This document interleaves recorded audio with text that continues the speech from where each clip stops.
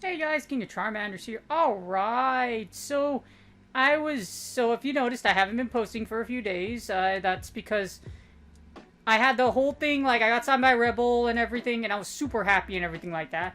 But then I actually got really, really sick. So, long story short, literally a day after I signed with an esports team, my stomach decides to go really haywire on me. It started hurting really badly up to the point where I couldn't bear the pain, and it turned out I actually had acute pancreatitis. So I'm not going to make the explanation too long, but here's a little snippet on Mayo Clinic, the absolute worst website. Now, this is why I say Mayo Clinic is probably one of the worst websites to see, because they give you all the information you need to know why you are hurting really, really bad right now. This was very strange. I thought it was just a stomach ache, but it started to happen for like another 12 hours. So about 10, like past like 5 hours, that's when I started getting worried. And then sure enough, when I actually, like, it went to the point where I had to go to the emergency room.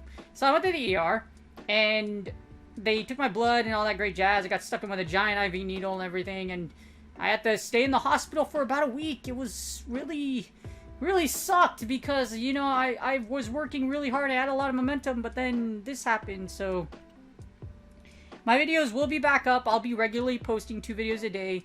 After, I believe, tomorrow I'll be posting 2 videos regularly as I usually do. There's just no way I could see this coming. This actually took me out for a good chunk of the week. I can do regular stuff now, but as you see here, it does like upper abdominal pain, nausea, vomiting. I had all of the symptoms right here of acute pancreatitis signs, and it really sucked. So I'm fine now, but I really needed to go to the doctor. So as you see, it says seek immediate medical help if you're down so severe you can't sit still or find a position that makes you feel more comfortable, and that was me. So with all the pain invested in me, I went to the hospital, and sure enough, I stayed there for another 4 days. So glad to be back, glad to be making videos, glad to do analysis, and thank you for all of you that love and support me. I'm so sorry. If you follow me on Twitter, you probably know what's happening. I usually put all like my life happenings happening on there, so if you were on there, you knew what about it. If you just follow me on YouTube, then unfortunately, I'm sorry, I couldn't tell you. There's no way I could tell you. It was literally, okay, I'm in massive pain, I need to go to the hospital, like, now. Alright, well, without further ado, here are my further updates. As you see here, Go Battle League Season 2, or Part 2, Season 6 Part 2, has now been announced to the public. To no one's surprise, the second half of Go Battle League is actually pretty much just a recycle. You're going to cycle through all 3 leagues again. You're going to go through Great League, you're going to go through Ultra Premier Cup, you're going to go through Master Premier, Master Classic, and a Special Club just like the Holiday Cup that will run from a week. And then all of the leagues and Premier Cup will return from Monday, from February 15th to February 22. So it's basically, the time frame is going to be the exact same time, or the exact same way, like how it is in Season 2 Part 2 versus how the first half was. Now, there's a really weird snippet here which says Kanto Cup will run from the 22nd to Monday, March 1st. You already know how Kanto Cup works, I believe most of you have because you played into it. However, during this period, your rating will be unaffected. What? Yep, so for a whole week, you will play a cup for fun. And they just need it, I guess, to make time. So, yeah, it's gonna be really weird. So, yay. I mean, if you watch my Twitch streams, we kind of speculate. It's just literally, the lazy way is it could literally reset everything, which I predicted before. So, sure enough, they just reset everything. Yay! It's so great! Alright, so the reason I'm not going too deep into the season is because it's literally a reset. It's the exact same thing as the first half of the season, where it's 2 weeks of Great, 2 weeks of Ultra, 1 week of a Special Cup or Master League, 1 week of all leagues, and then for some odd reason there's the Kanto Cup. Now the move updates are probably the most important one. Now for move updates here, if you've noticed, what makes moves so oppressive isn't really the energy generation, it's more so the damage. as you've seen as what's affected if you've been playing Go Battle League since Giratina and the Registeel nerfs, a lot of what caused both Pokemon to be really nerfed were the moves that really correlated with their ability to just cover their weaknesses were nerfed by damage a lot. So because of that damage nerf, it was just really, I mean, it's not saying those moves still don't have play. For example, Ancient Power you can still boost. Ominous Wind, people still use the bait and boost. And that's just really, Flash Cannon, it's barely, the energy cost is basically almost nearly the same and affects gameplay very minimally in many scenarios. What makes this really interesting is this update is that it's fast move damage. Now, let's be real. I'm not going to not point this out right away, but you know what? Razor Leaf, how does less damage? Thank you, God. This single move. Now, you can't ask for both, so you can have Razor Leaf or Charm, and honestly, I would rather ask for Razor Leaf. Why? Because Charm has been a pretty viable strat since number 1. When Shadows came out, Razor Leaf damage became so freaking ridiculous that because they covered so much of the meta, or they both Bastiodon plus Shadow Victory, whether it be in the lead or like in a back position, it was just so dang good. And that equals Shadow Razor Leaf doing an obscene amount of damage. It will now do less damage. So I'm not going to go into each and every one of these. Here's how it is. Here's how it will read. I'm going to go into the most interesting ones that I would think will be out there. And once the actual update comes out, we'll do a before and after. So I'll do an update of how each move affected its subsequent mom. Because some of these are pretty huge. For example, Bubble, guess what that comes into play? Bubble, you had to nerf Azu in some way, shape, or form. Now, depending on how Bubble is nerfed, it might not be that bad, because Bubble damage isn't really what you rely on Azu for. It's more or less the energy generation. It's a 3-turn 11 energy move. That's not bad. So we'll just see how this affects Azu. And things like Azu, also I would say like Mantine, because Mantine also shares Bubble. Let's see, what else is good here? Sky Attack is probably another big one, just because of Skarmory. Skarmory is a very, like, meta Pokemon, and having Sky Attack nerfed really puts a question mark on, depending on how much it is, how good Skarmory will be in the future.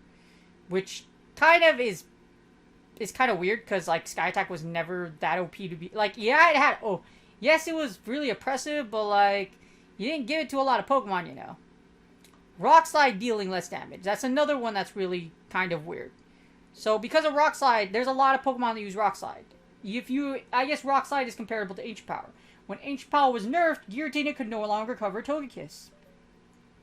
So, with this change, depending on how Rock Slide is nerfed, it could change a lot of the meta, because there's a lot of things that actually rely on Rock Slide. Mainly, like, Machamp.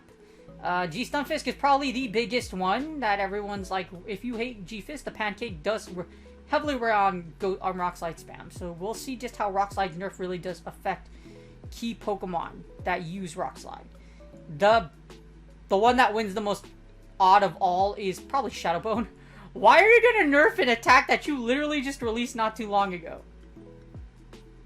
Why?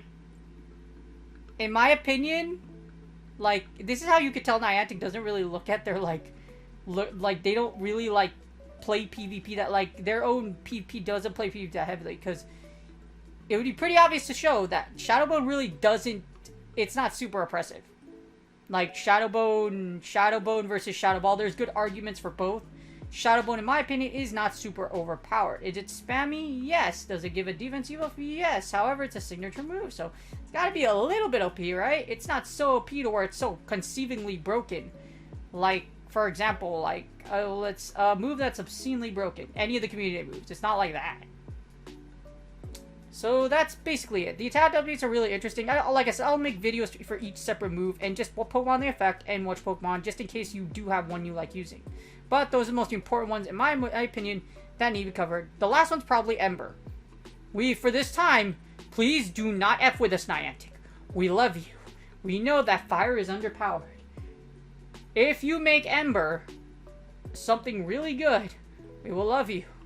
We will like you.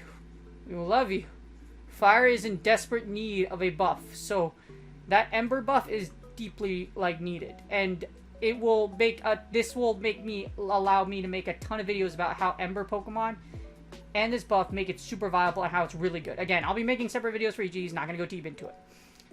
Alright, so in summary, this is a really exciting update, more so for the movesets rather than the lazy season changes that we kind of knew were already going to happen. I mean, what else did we expect? Niantic make weekly special cups for each week to keep things interesting? They're too lazy to do that. But they did redeem themselves by making all of these move changes, and these additional attacks are actually really interesting. Like Vulpix getting Vulpix and Ninetales. Again, I'm making a different video for each and every one of these, so I'm not going to go in deep to video. But the most exciting things are definitely the moveset changes. Season 2 of Go Battle League will resume. Basically, like, part 2 of Season 6 is going to be exactly like Part 1. We're just going to reset everything all over again, starting the 11th. So, I hope you guys are doing well in your Go Battle League sets. Again, thank you for all the love and support. I'm sorry there's no, until I get 1K subs, there's no universal way I can post on a board to let you guys know what's going on with my life. Unless you follow me on Twitter. If you do follow me on Twitter, you know what's going on. I am back, however, I will be posting daily, 2 videos daily starting tomorrow. I'm going to try to keep my schedule back. If I don't, it's because I'm really tired of my body is, like, really giving out on me. But my health is okay. It's not like 100%, but I'm doing my best to recover. Anyways, I really appreciate you guys. If you guys like this video, please like and subscribe. And again, I thank you for all the love and support. Thank you for being really patient. It really feels really good to be back, and I look forward to making more content for all these new changes. Good luck on all your Go Battle League sets, and I'll see you guys on the next video.